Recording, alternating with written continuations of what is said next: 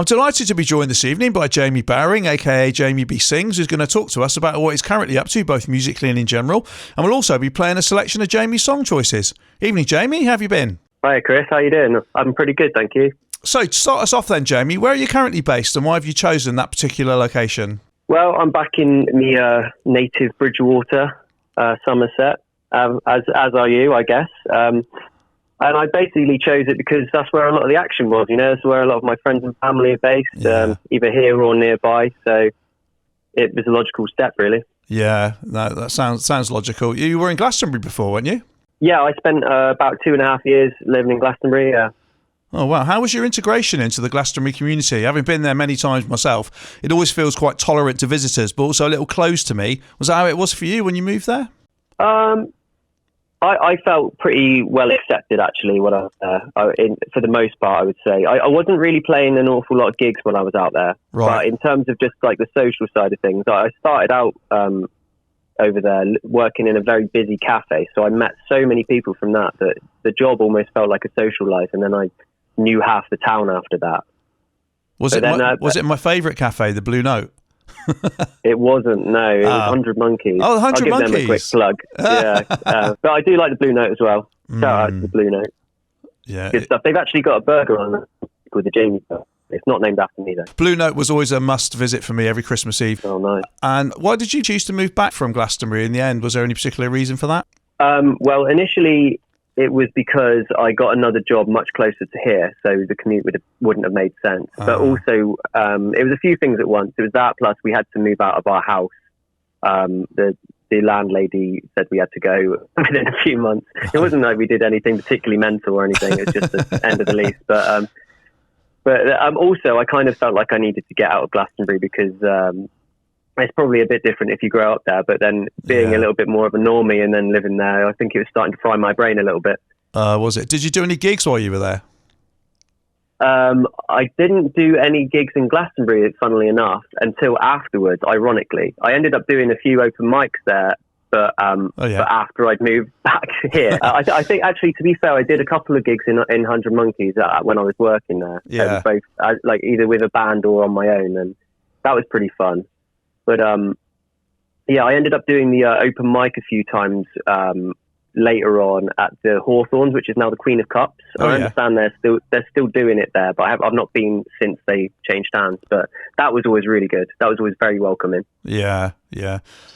Okay, wicked. Well, do you have a daily routine now? Is it more of an organic lifestyle for you? No, I have quite a deliberate routine these days because, just looking after the physical and mental health and how it's all interlinked and all that. So in the last couple of months, I've really got a routine together where on a day, if I'm on my game, then I wake up and I do a 20-minute meditation. I do some Wim Hof breathing for about 10 minutes. And then I do some exercise either on an exercise bike, which I recently bought, or I do some kind of dumbbell or resistance band workout. Then I have a Wim Hof cold shower and then set about breakfast and the rest of the day. So I try and tick all those boxes. Right, sounds good. What's Wim Hof? It's not something I've heard of before. You'd love him. He's like a crazy Dutch wild man who's broken about 26 world records for all sorts of mad stuff. Like one of them, for example, was that he went to the death zone in Everest just in his shorts with no shirt on. He's kind of like a proponent of kind of mind over matter, but he basically discovered through cold exposure and breathing exercises, you can kind of do mind over matter to a crazy degree. Like he had a scientific study that he was part of where I think people were injected with E. coli virus and he trained them with his methods to suppress the activity of the virus and stuff. Like he's really out there, but very cool. Sounds it. Okay, well, in terms of your musical career, what have you been up to recently? So the main thing at the moment is that I'm working on finishing my third album, which is called Patchwork Rebellion. Date's still to be confirmed, but it's going to be within the next couple of months, I would think. So I'm probably going to be announcing the date for that very soon. I've released 3 singles from it already. Okay, well, that brings us on nicely to your first song choice tonight. Can you introduce your first one for us, please? Yeah, sure. So this is my latest single. It's called Out of the Sky, and it just came out last month. So hope you enjoy. Thank you. I think I played it on the show, haven't I? You gave me an exclusive pre-release. You had the debut play on radio, yeah. Okay, that's brilliant. Okay, so this is Jamie B. Sings with Out of the Sky. It's almost like initially my job is to be a good listener and catch whatever wants to come through. And if I try and become an editor, that phase, then it just messes up the whole thing. So I don't do that. Or at least I try not to. Yeah. I got my net so I don't forget when a melody falls out of the sky. A dictaphone, a paper and pen so I don't forget my lines. You gotta be present, gotta be prepared, 'cause nothing gets made if there's no one there. So I listen well like it's a meditation bell when a melody falls out of the sky.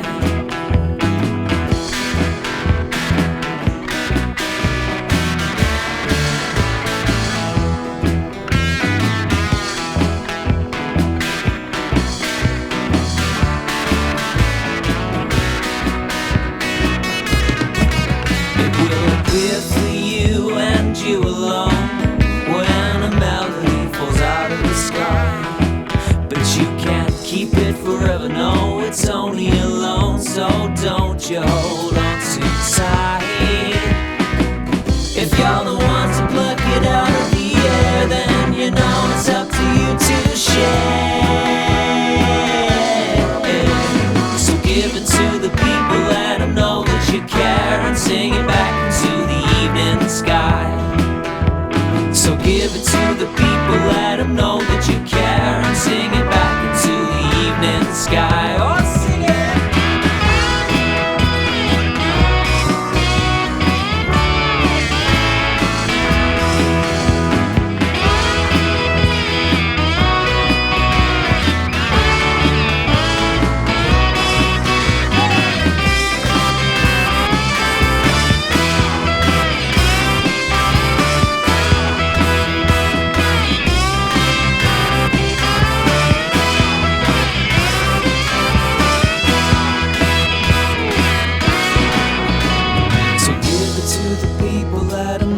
You care and sing it back into the evening sky.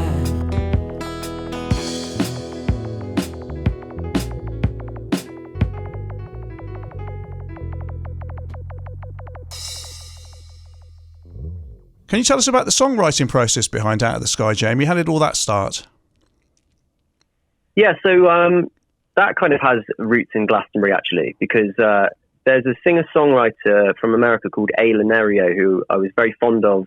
I just discovered her as I was at the tail end of my time in Glastonbury, and she actually came to Glastonbury and did a couple of songwriting workshops, like singing and finding your authentic voice, that kind of thing. Yeah. And one of the things that she talked about a lot in those was the idea of like working your listening muscle and being ready for any idea that might filter through. You know, like being prepared to be creative at any moment. Yeah. And that was one thing that really stuck with me. So that the lyrics in Out of the Sky are really inspired by that. And you can kind of hear that when you know that that's the backdrop to it. Right. Did you play all of the instruments on that yourself? Yeah. Yeah, I did everything on that. Wow, that's impressive. And where did you get the sound clips from that introduced the song? Well, that intro clip is actually Aylan Nario, who I just mentioned. I decided it would be good because obviously she, like I said, she inspired that song, but also it's the first track on the album, and I thought that it would make sense to have her in a prominent place on it because she inspired a lot of the ways I think about creativity, which is one of the main themes of the album, you know. So I just found an interview with her and just kind of watched it until something resonated and was relevant to what I was trying to find. So yeah, I think it teased the song up really nicely. Yeah, I agree. Where did you record it? Was it recorded at home? Yeah, I basically record everything in my little home studio, yeah. And anything I can't play in terms of a real instrument, I use MIDI and assigned sounds and all that, and or you know, occasionally get friends to help me out or whatever. Okay, yeah. And is it self-produced as well? Yeah, I produced everything on that one, yeah.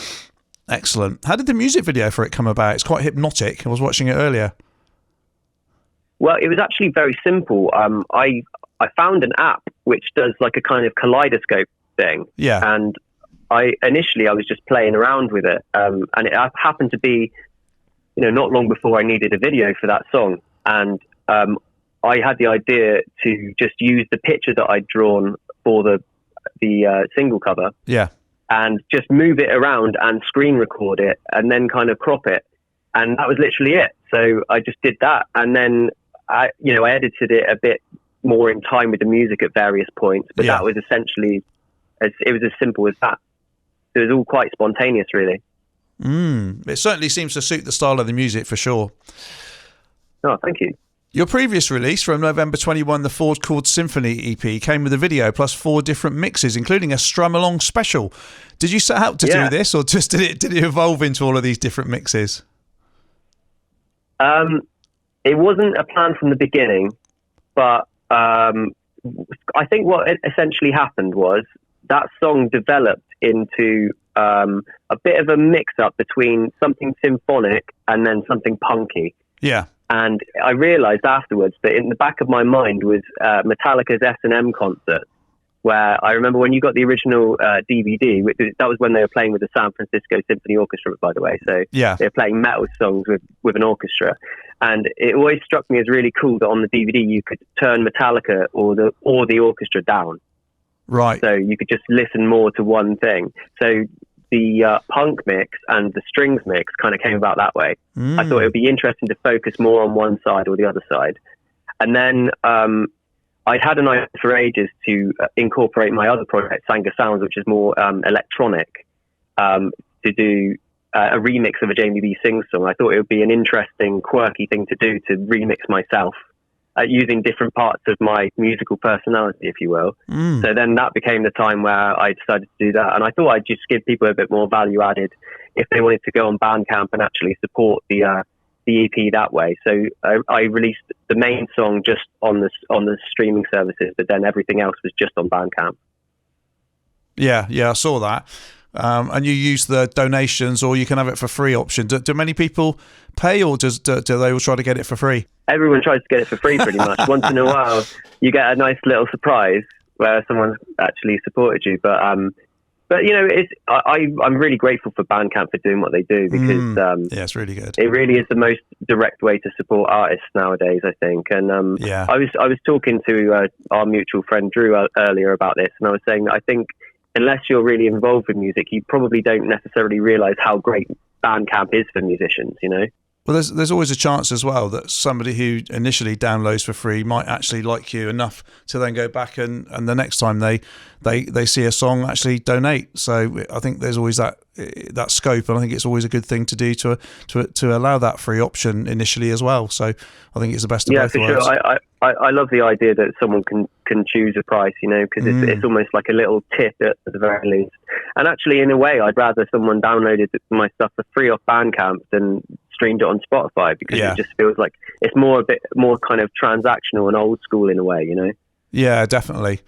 Okay, so that brings us nicely onto your next song choice. Can you introduce the next song that you've chosen for us tonight, please?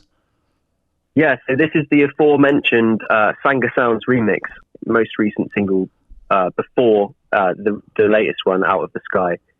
So this is an electronic mix of a symphonic punk song, obviously. Hey, okay, here we go.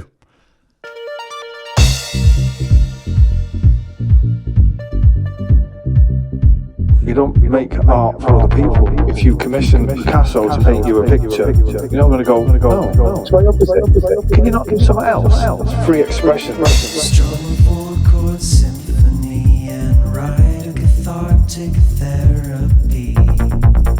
Pentatonic alchemy around middle C on all the white keys. Grab a triangle or tambourine or bash out the chords to God save the queen. Don't have to be pretty, don't have to be slick, just hit the snare and the kick and make a beat that's sick. Increasingly in society, the odds are getting left behind, and those who craft it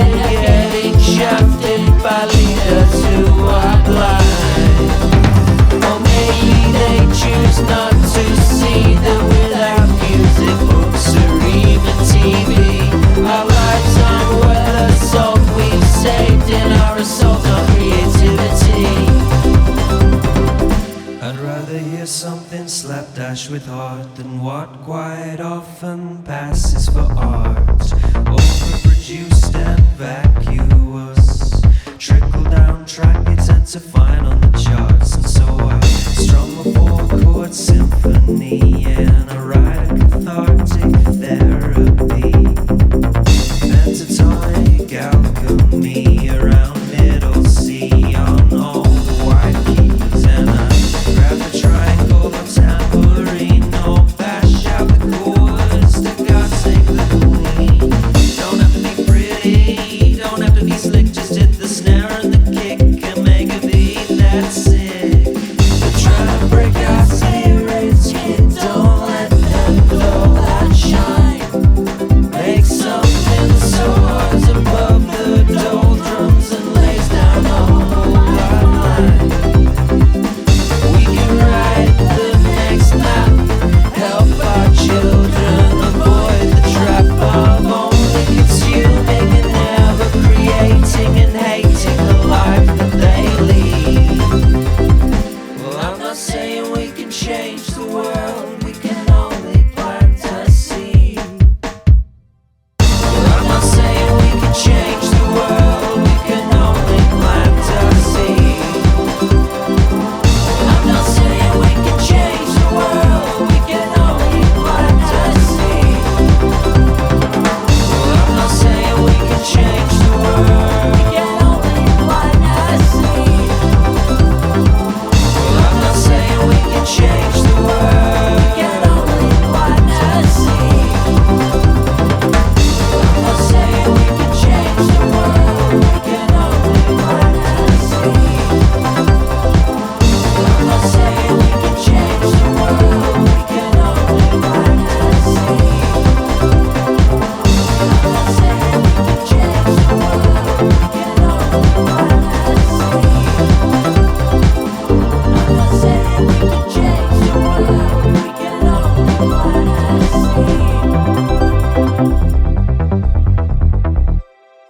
Thanks for playing that for us, Jamie. Why did you choose that particular version? It was just kind of the way things aligned, really, because I just dropped it on the streaming services on Friday. Like I said, it was initially just part of that EP that was on Bandcamp, but I felt like it was time to drop it to a wider audience, you know. So it's officially the latest single, even though I'm not really treating it like a proper single. I just think it's interesting to have a mishmash of both sides of my music or musical career, I suppose. Yeah, well, you certainly got some variation. I was looking at your YouTube channel and I was listening to your excellent gritty cover version today of Bowie's Rebel Rebel from your Sepia Sessions episode 3. Oh, yeah. Why did you choose to record a cover of that song? Well, I was doing this thing called Sepia Sessions at that time. It was about a year ago, and I was doing a cover every couple of weeks. And this particular one fell on the weekend of my dad's birthday. And I thought, as part of the present to my dad, I would just play him his favourite song, which is Rebel Rebel. And so I kind of killed two birds with one stone there. I think I'm pretty sure I got him another present. I don't think that was the whole thing, but you know. What did he make of it? I thought it was excellent. I thought it was really gritty and really captured the essence of the song so well. Oh, thank you. I'm glad to hear that, because obviously it's quite a rocky full band kind of song. So it's one guy and an electric guitar. I'm glad you felt that way. But he really liked it. He didn't say a great deal about it, but he definitely enjoyed it at the time. Yeah. And then you know what it's like with music. It's always just forgotten. It's disposable. It does appear that way. But no, he did enjoy it. Oh, that's good. Also notice your most viewed video on YouTube is your version of Morricone's The Sundown from The Good, the Bad and the Ugly movie. Why did you choose that particular song to cover and record? It's an excellent version, and it only goes on for 1 minute and 40 seconds, but you've had 4,500 views on it, which is somewhat impressive. Yeah, thank you. I mean, that was a surprise to me as well, because it's not very in keeping with the rest of my stuff, I wouldn't have thought. No, it was basically because when Morricone died, I felt like I needed to do a bit of a tribute to him, because I felt like he was such a legend. And I remember when I was probably about 15 or something, I think for my sins, I torrented The Good, the Bad and the Ugly soundtrack. So apologies to Morricone for that. But initially just got it to get the theme because everyone knows the theme, right? But like, I really fell in love with that soundtrack. It's incredible, and like he was such a great composer. And that song, The Sundown, that was one of those that grabbed me straight away, because I think I've always got a little bit of an ear for like the mellower tune, the more sensitive one, I think. So that one really stuck with me straight away. So it seemed like an obvious thing to do. When he died, that was going to be the one I'd do. Yeah, it certainly engaged with a lot of people who viewed that, and it just shows, doesn't it, the lo-fi quality you mentioned earlier when we were talking. It doesn't make any difference at all. If a song's good, it's good. Yeah, apparently so. Yeah, I was just saying to you before we started this that I had just bought what I thought was like a cheap but good GoPro style camera, and it turned out it was cheap but not good. And that was basically one of the first times I'd used it, and it was just I was going to say throwaway. It wasn't throwaway as a video, but it was like I wasn't too worried about getting the video quality high or whatever. I just wanted to get this recording out essentially, and then loads of people seemed to really like it. So there you go. You can't necessarily, countenance these things always. Just follow your instinct. Any plans to record any more Morricone songs? I hadn't, no. But I did have it in the back of my mind to maybe do some more movie things. It seems like a fun thing to do. Like I was thinking, for example, like the Godfather theme might fit quite well in that style. Excellent idea. Okay, what's next for Jamie B Sings now then? So immediately the album Patchwork Rebellions, like I say, it's going to be done pretty soon. There's going to be a couple more singles, and at the moment I'm planning to drop the album with the next single whenever that may land. It's going to be in the next few weeks to a couple of months, I would say. So that's one to look forward to. And after that, I'm hoping to get into sync licensing. So I'd like to. I'm going to be working on a project with like lo-fi music, and then possibly a more upbeat electronic kind of sound as well. And if it doesn't go well in terms of sync licensing, then I will just release them. It's a tough market to get into, but if anyone can do it, you can. Thanks very much. It sounds like a really good plan. And I just want to say thank you very much for joining us on the show tonight. It's been a pleasure having you. Thanks for having me, Chris. It's nice to catch up. Definitely, and I appreciate you coming. So can you introduce your last song choice for us tonight, please, Jamie? Yeah, sure. So this was the first single from the forthcoming album, Patchwork Rebellions. This one is called Do Your Worst. Brilliant. Thank you very much, Jamie. All the best, mate. Take care. Thanks, Chris. Cheers.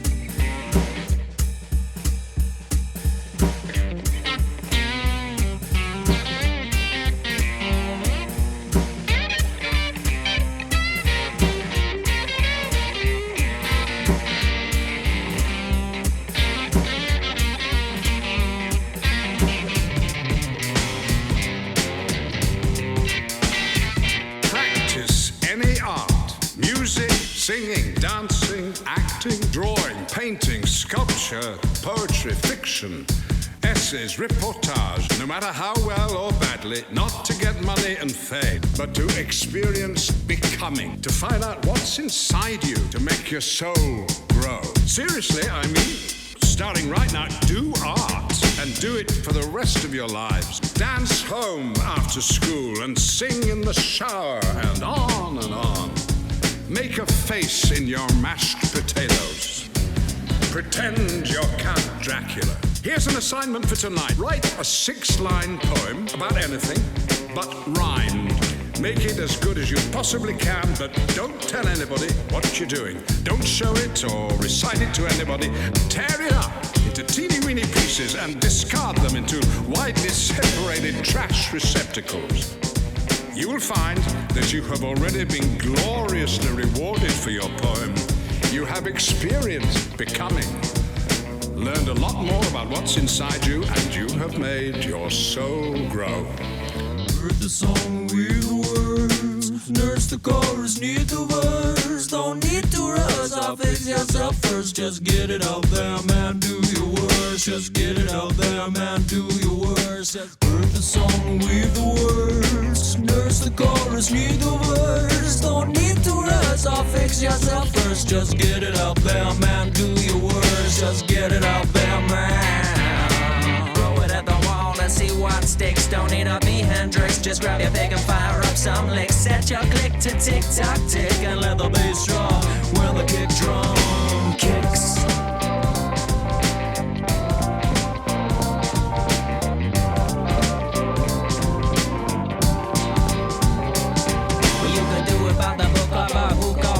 Just let the stream flow like a babbling brook. Just keep it moving in that groove. Got nothing to prove to the savage beast within, with a sound so smooth.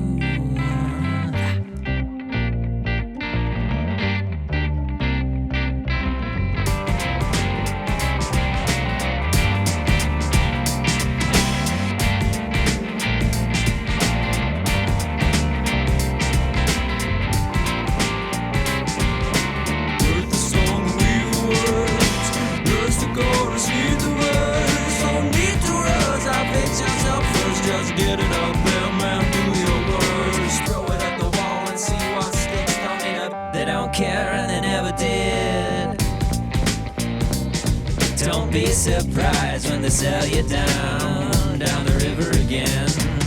Well, I for one don't want to live in a world bereft. You chase the artists out of town, what do you have left? You say you don't believe in soul, you don't seem to have one. Yet you gained the world, hoarding gold like a dragon.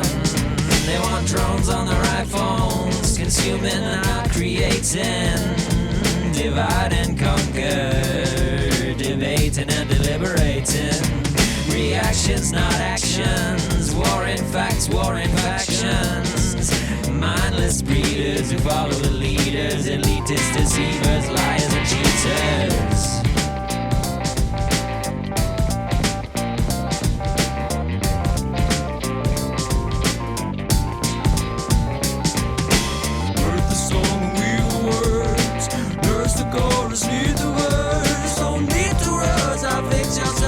Just get it up there, man, do your worst.